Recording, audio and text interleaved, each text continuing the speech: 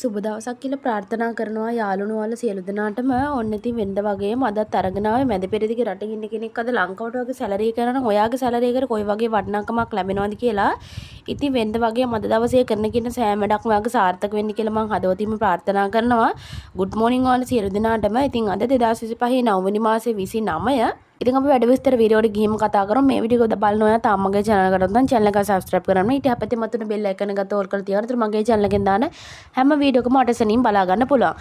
ඉතින් අපි බලමු විදේශගත වෙන්න ඔයා අද ලංකාවට වගේ සැලරි කරනවා. ඔයාගේ සැලරි එකට කොයි වගේ වටිනාකමක් ලැබෙනවද කියලා.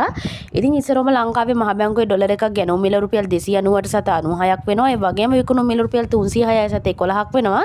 ඒ වගේම අද පෙරදිග ඩොලර් එකක් වෙනවා රුපියල් 300 සත 99ක්. ඒ වගේම BFC exchange එකේ බහරේන් දිනාර එකක් රුපියල් 845ක් වෙනවා. ඒ වගේම අල්ලන්සාරි exchange එකේ ඩුබායි දිරාම් එකක් රුපියල් 82ක් වෙනවා. ඒ වගේම SNB exchange එකේ සෞදි රියාල් එකක් රුපියල් 86 සත 25යි. ඒ වගේම UAE exchange එකේ ජෝර්දාන් දිනාර එකක් රුපියල් 424 සත 52යි. ඒ වගේම අයිසමාන් exchange එකේ කටාර් රියාල් එකක් රුපියල් 82යි සත 68යි. ඒ වගේම කුවේට් දිනාර එකක් වෙනවා රුපියල් 984යි සත 65ක්. කුවේට් දිනාර එකක් Google rate එකේ වෙනවා රුපියල් 984 සත 82ක්. ඒ වගේම UAE අල්මුල්ලා අල්නාදා BC exchange වලත් රුපියල් 965 රුපියල් 984ත් අතර වෙනවා. ඉතින් මේ අතරින් කැමති exchange එකක් කරා ලංකාවට වගේ සැලරි එක යවන්න. ඒ වගේම යුරෝ එකක් වෙනවා රුපියල් 352යි සත 86ක්.